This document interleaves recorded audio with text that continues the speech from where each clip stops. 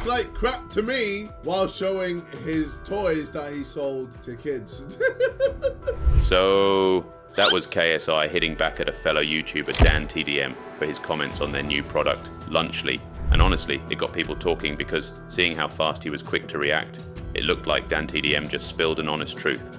Ladies and gentlemen, we'd like to introduce you to Lunchly. Oh, I guess. But a lot led up to this moment, and in case you didn't know, KSI and his prime partner Logan Paul teamed up with none other than MrBeast to launch a new product called Lunchly.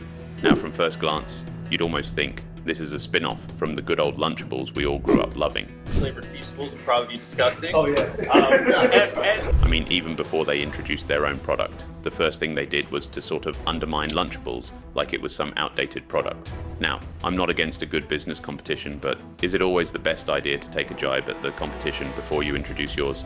I don't know, but the trio actually made it look like Luchables, but in their own opinion way better, and added a bottle of Prime Hydration and a bar of MrBeast Feastables chocolate. Lunchly is preying on children. This new food product was created by the regarded brothers, KSI, MrBeast, and Nina Agdal's wife, so they can make more money off of kids by selling them their hyped food products, which is basically just Is it really hyped, or actually better than Lunchables?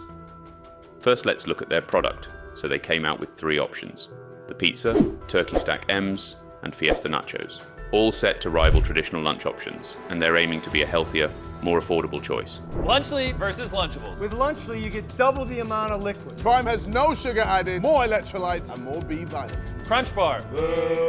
Feastables Crunch Bar. Call it marketing or whatever, but what I see here is 80% calling Lunchables a crap, and 10% an actual promotion of their product. If you look at this close up, you can already tell which one has better ingredients. All right, All of a sudden it's trash. Or is it now trash because they feel theirs is way better? our pizza uses real cheese. Theirs, as it says on their box, is mozzarella pasteurized prepared cheese product. They can't even call it real cheese. Ooh. We're also 30 less. I'm sorry, but this is the most biased promotion I've ever seen. Now we're trying Lunchly. Come on. We're not biased at all, but ours is way better. You'd almost think it was a paid promotion against Lunchables. Anyway, DanTDM hit X, formerly Twitter, with a post that set the internet on fire. He called Lunchly selling crap to kids, and slammed the whole project as nothing more than a cash grab. He didn't mince words, pointing fingers at these YouTubers for selling stuff for the sake of making money, ouch. But his comment seemed to have ignited some sort of response from the Lunchly team, and they kept firing back at him. Logan Paul didn't waste any time. He pointed out that Lunchables, the product Lunchly's trying to dethrone, allegedly contains lead. Logan even dropped a screenshot of an article to back it up. He also said that they just wanted to build a business now. But the community note under his post wasn't letting him off easy either. It revealed that Prime Ice Pop, included in the Lunchly pack, has also been hit with reports of lead contamination.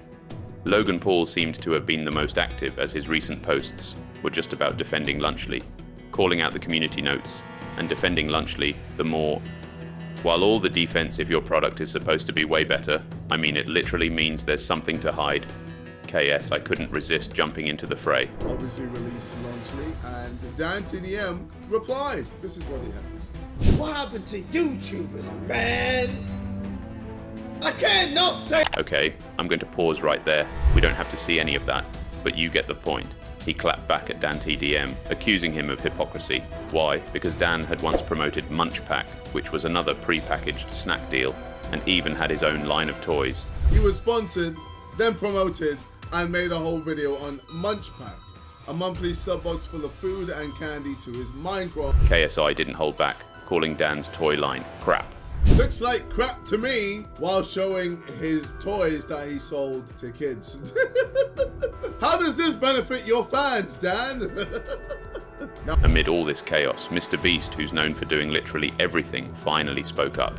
He defended Lunchly, saying it's designed to be a healthier, lower-calorie alternative to Lunchables.